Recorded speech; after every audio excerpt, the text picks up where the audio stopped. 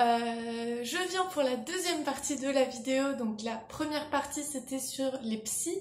Je te la mettrai en barre d'informations ou dans le petit i qui est ici. Et du coup là je viens pour la deuxième partie, donc sur les assistants de vie sociale. Là encore il y a beaucoup de préjugés qui sont là.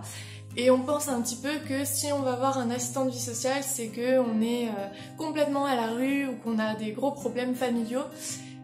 Et ben non, non, il n'y a pas besoin de tout ça. On peut aussi y aller pour des problèmes plus simples, un peu de toutes sortes. En fait, moi, l'assistant de vie sociale, j'aime bien un peu le définir comme un conseiller d'orientation, mais pour les problèmes. La personne, elle va être là pour regarder quels sont vos problèmes et voir quelles aides sont adaptées à ces problèmes-là.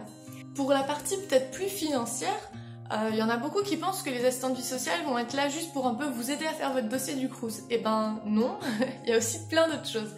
Si vous avez des problèmes financiers, pas besoin d'être vraiment au fond du trou, hein, juste vous avez un petit peu de mal à arrondir aux fins de mois, vous pouvez aller les voir parce qu'en fait, les personnes vont connaître toutes les aides qu'il y a, même des aides dont vous n'êtes juste pas au courant parce qu'il y a des aides communales, départementales, régionales, nationales. Il y a aussi peut-être l'université qui fournit des aides, des associations qui fournissent des aides. Enfin, il y a énormément d'aides et c'est normal que vous ne soyez pas au courant. Par contre, eux, c'est leur métier. Donc eux, ils vont pouvoir vous aider et se dire « Ah bah, vous pouvez être éligible à cette aide-là ou à cette aide-là. » Ce qui est quand même super utile. Donc dans un premier temps, en fait, ce qu'ils vont faire, c'est qu'ils vont un peu regarder la situation. Si par exemple, vous avez des problèmes financiers, ils vont regarder quelles sont vos dépenses. Parce que peut-être que vous gérez un peu mal vos dépenses. Donc ils vont regarder un peu comment vous dépensez. Et puis ils vont regarder aussi quels sont vos revenus. Parce que peut-être que vous avez juste pas assez de revenus. Pour voir un peu ce qu'il faut régler. Parce que si ça se trouve, vous avez largement assez de revenus. C'est juste que vous dépensez tout dans tel truc. Donc il faut peut-être voir comment réduire ça. Ou peut-être pas. Donc du coup, dans un premier temps, il va regarder comment limiter vos dépenses. Donc par exemple, si vous avez un logement qui vous coûte un peu trop cher, et il va peut-être pouvoir trouver une façon de vous loger pour moins cher. Ou si vous avez des dépenses en nourriture qui peuvent être importantes, il va pouvoir peut-être faire appel à un organisme qui fait en sorte que vous payez moins cher votre nourriture.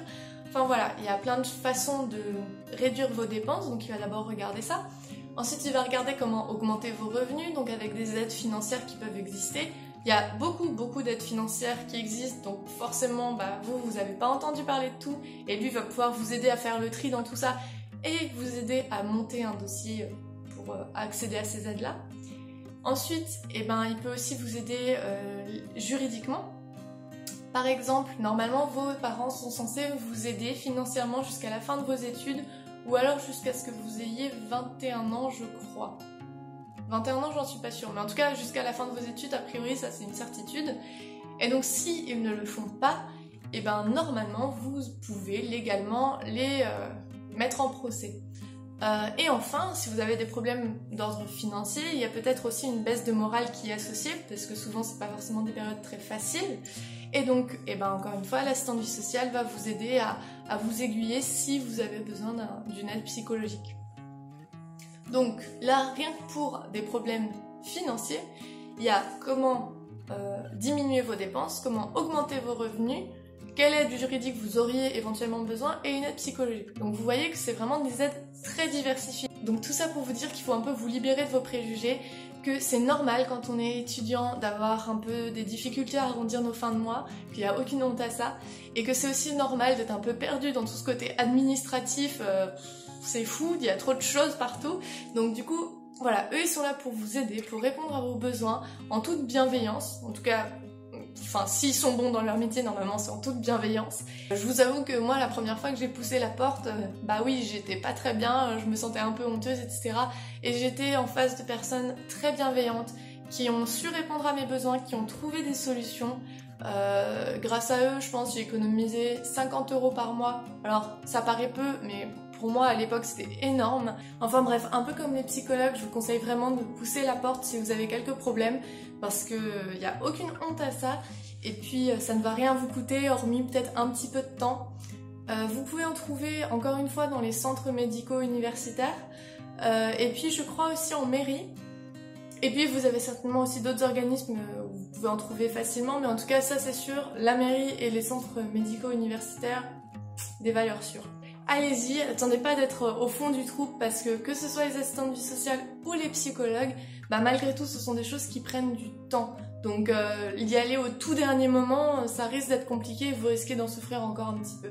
La vidéo n'avait pas un but informatif hyper poussé, c'était surtout d'enlever vos préjugés pour vous pousser à aller voir de vous-même, psychologue ou assistant de vie sociale, parce que c'est vraiment quelque chose qui peut vous être utile et ce serait très bête de s'en priver juste par peur d'avoir l'air bête ou trop pauvre ou trop dépressif. Enfin, je me dis c'est vraiment dommage de passer à côté de ça, de choses qui peuvent vraiment vous aider, vous faire gagner un temps fou et vous faire du bien juste à cause de préjugés. J'espère que la vidéo vous a plu. N'hésitez pas à me dire si vous avez envie d'autres sujets de ce type ou si vous voulez que je creuse un peu plus ces sujets-là. Voilà. Et puis bah je vous dis à plus. Salut!